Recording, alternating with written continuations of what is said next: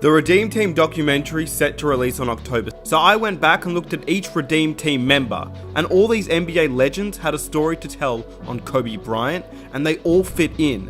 So here's the craziest Kobe Bryant Olympic story that you've ever heard. If you enjoy these types of videos, please help me out by hitting that like button, subscribe if you are new, get your popcorn, sit back and relax, and welcome to the craziest 2008 Dream Team Kobe Bryant story.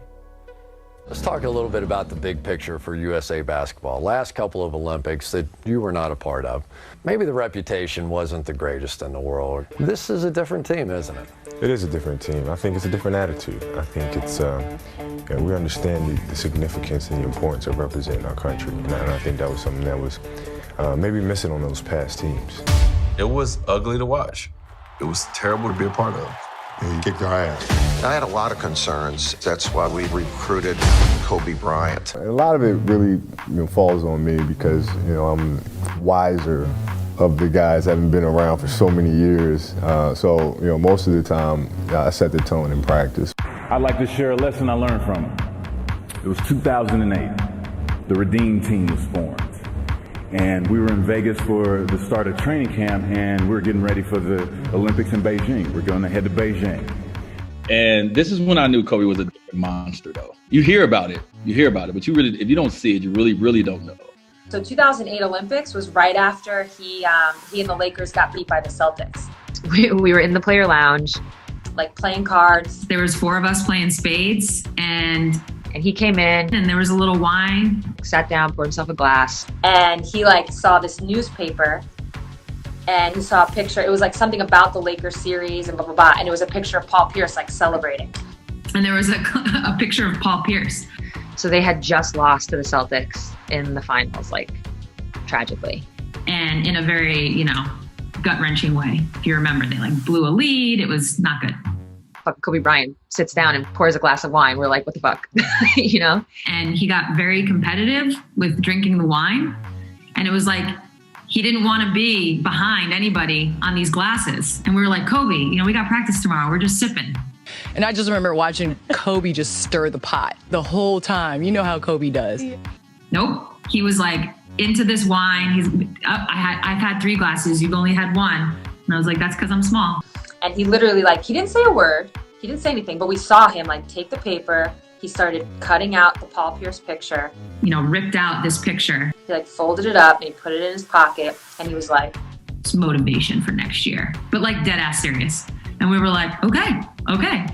And then he proceeded to, chug his wine, pour another glass, chug it, pour the third. And he was, basically, he looks over and he's like, now I'm 1 ahead of you guys. We were like, okay. And again, it was just this glimpse into how he worked, how he functioned. I was like, oh, that's what, that's who he is. That's what this is. This is who Kobe Bryant is. It was funny. We were in the Olympics, right? Yeah, when we were starting to build a culture at USA Basketball, he, Chauncey Billups, and Jason Kidd were added to add veteran leadership. Coach K did a great job of preparing us, of getting us ready. Coach K, I really want to say Coach K led the charge on that one because he knew the moment and how serious it was. But at the same time, we had the group of guys we had, you didn't have to really worry about that, with LeBron, with Kobe, with D-Wade. Carmelo and, those guys who were great guys. Me and Cole became very close. The one that I'm closest to from the team. I look at him as a brother. Bruh, he pulled me to the side in the Olympics and said, you're a bad motherfucker. Like that, you know what I'm saying? Because he knew what it was already. So for me as a young player, 4 years in the league at that time, is nothing, you want nothing more than somebody like that to come to me like, oh, you're a bad motherfucker, you know what I'm saying? That was respect. So when he did that, I knew it took a lot out of him to tell me some shit like that. Yeah. So I took that and I built on that. And I thought the world of him prior to my experience with him, then playing with him, even more so. He just works extremely hard, competes. But we became close on some disrespectful shit, going at your neck. He going at your neck, he's saying shit to you, elbowing you. I had my braids back then too, so he touching my hair. I'm like, yo, like, what the fuck are you doing? Like, yo, don't touch my hair. Like, you know what I'm saying? Like, don't touch me no more, dog. Last summer, he was the butt of a lot of jokes. And he, you know, he's smirking and, you know, he doing his little shit elbows. He come back elbow me, I come back elbow him. He's gonna be physical with you, he's gonna try to wear you down. He laughing, talking about that's all you got. You know what I'm saying? It was just pushing your buttons. Pushing my button to see if where I was gonna stand at. I was just listening. I was just trying to soak everything up I could. You know, and I remember one thing that he said, he was like, if you want to try to be, you know, great at it, or want to be one of the greats, you got to put the work in. You know, there's no substitution to work. And so we get into a city, one of the cities very late, and immediately we all go to the gym. You know, all my guys, it's Melo, it's me, it's Bryant, it's Kobe. Like, we all go to the gym, we all get our work in. It's real late. And so after we get done getting our work in, me and my guys, we say, hey, like, let's meet for breakfast in the morning. And I wanted to establish myself as a young leader on the team by waking up bright and early. Like, if you can't sleep, whoever first one wake up, hit us up, we're gonna go eat. Day one. So the goal was to be the first one at breakfast. And so we probably get like 3 hours of sleep. You can't sleep much when you're traveling across the world, you know, like we were traveling. So I set my alarm. I make sure I'm up by sunrise. I get out of bed, I put on my gear, and I head downstairs. And we probably get like 3 hours of sleep, and we wake up, we go down to where the food is. And as we walking down, you know, slubbing with sleep in our eyes, Kobe Bryant is sitting there. Kobe's already there, with ice packs on his knees, drenched in sweat. Right? So we walk up to Kobe, like, Kobe, what's up? And he was like, yeah, man, I just finished a workout, and I'm about to go do another one. Now, it took me a minute to figure it out, but this guy wasn't only awake before me. He had already worked out. And at that moment, I was like, wait, hold on.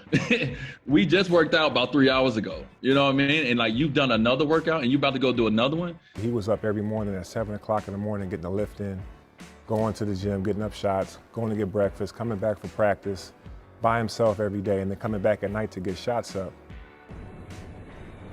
He had just played in the finals days earlier. Meanwhile, I'd been off for months and I was still exhausted. What he had done that morning was incomprehensible to me. That dedication he had only days after falling short of an NBA championship. That taught me something I've never forgotten. Legends aren't defined by their successes. They're defined by how they bounce back from their failures. That's when I was like, okay, I got to get my stuff together. I got to get my shit together. Because this dude right here is on a whole different level than even I'm on. And I'm supposed to be great, right? So that's the kind of person he was. And that's how he drove me. You know what I mean? Like, just little stuff like that. I went back and said, okay, that means I got to work hard and I got to do more. At the first week of training camp for the Olympics in 2008, he was doing it by himself. By the second week, we had the whole team there. Yeah, I mean, it's contagious. And that was our regiment from the second week of training camp to get ready for the Olympics all the way until we got the gold medal and we beat Spain and China.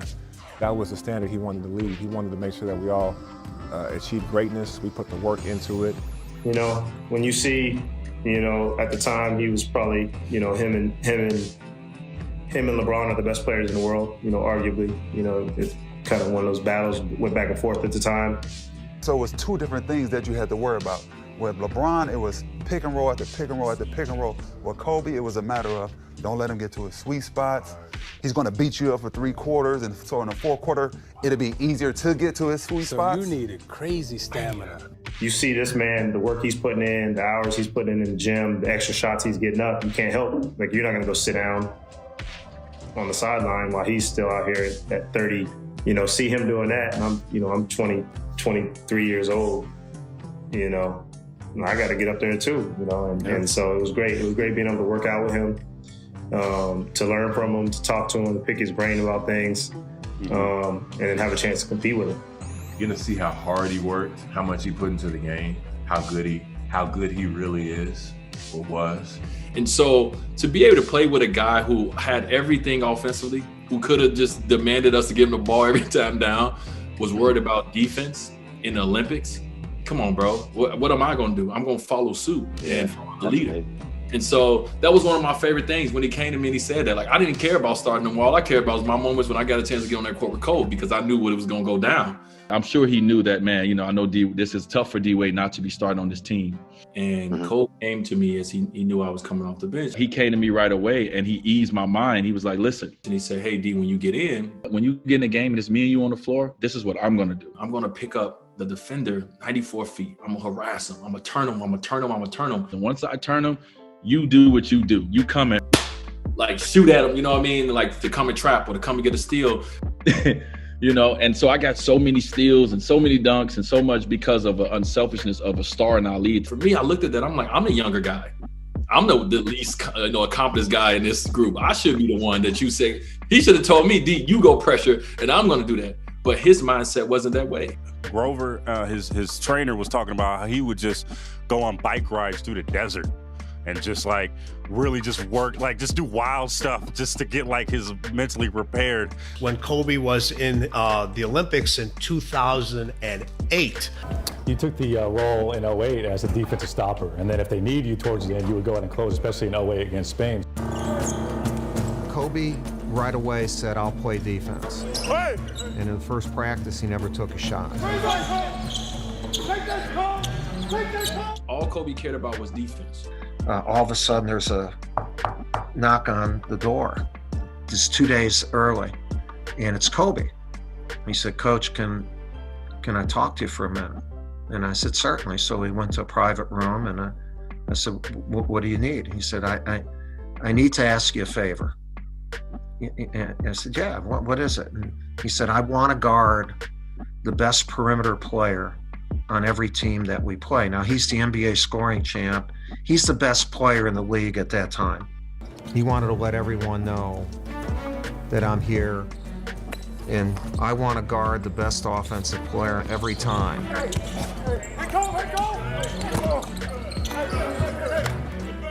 We go and we have a team meeting. In the first practice, he doesn't take a shot. He does not take one shot. Mike Krzyzewski, Coach K, was the coach, and he pulled Kobe and myself over, and he said, so I call him over afterwards. I said, yo, Kobe, you're actually going to have open shots. Will you shoot the frickin' ball? And Kobe said, I've been playing this game for I don't know how many years. I've never had an open shot. He goes, no, because with the talent that we have and the offense we're going to run, you're going to have open shots. So Kobe goes, well, where are my open shots going to be from? He said, mostly the corners. That's something that I really took the challenge of, because very rarely did he take shots from the corner. And he smiled, he had that smile. And he said from then on, I was the only coach ever to ask him to shoot. And you know what he was doing, JJ? He had this vision of moments. He knew that for us to win the gold medal, we would have to beat Argentina, whether it be in a semis or the gold medal game, and that he wanted to guard Ginobili. Believe me, he already had that figured out, and he was going to prepare to guard Ginobili. It wasn't just to set an example for his team. He had that vision. Crazy.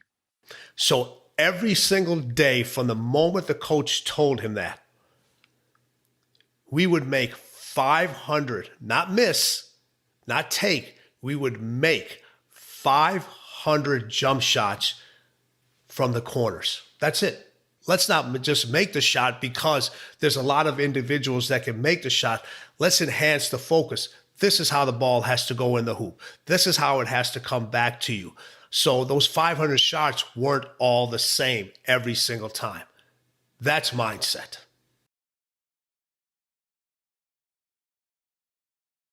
Fans, the defending world champions, we're both undefeated, and this is a game everybody was waiting to see. ¿Y de tu relación con Pau, your Paul's relationship? We're like brothers. I mean, we're very, very close, and I'm very happy for him that he's playing well. I mean, we're very, very tight, so it's a little tough. We was like, holy shit. He just went right into the middle of my chest, tried to get right through me to send a message, to not just to me, but to his teammates. Say, hey, this might be my brother. I play with him, we're close, but And I don't care about anything else but winning. I'm right there in front of the Miz, like, wow. Ooh. Yo. He was just like, no, he ain't my teammate right now. Fucking get up. I'm like, I love this energy. This is what we need. It was like he did that to his teammate. Oh my God. We was like, oh, ain't no way. Ain't no way we losing this game. We about to beat the shit out of this man. And so they look for me to really have that poise in those type of situations, not get rattled, not get flustered about it. It is what it is. And so just to kind of keep that composure was part of my job.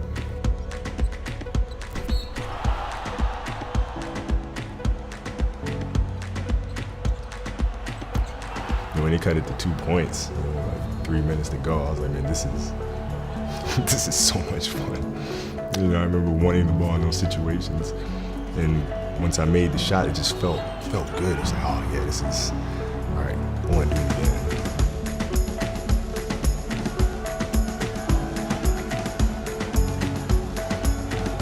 It's a different feeling than playing for your country. When you're playing in the NBA, you're playing for a particular city, a particular market. When you're playing for your country, those lines go away. We're all together. We're all playing for USA basketball.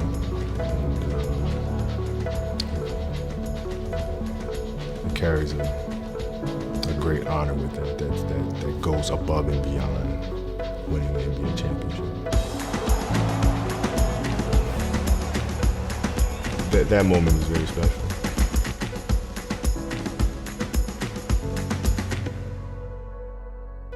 And I hope you guys enjoyed the video. If you did, please be sure to leave a like, subscribe if you are new, and comment down below what you thought about the stories in this video. I thought they were absolutely insane. Here are 2 new videos that you may enjoy, and I will catch you guys in the next one. Peace.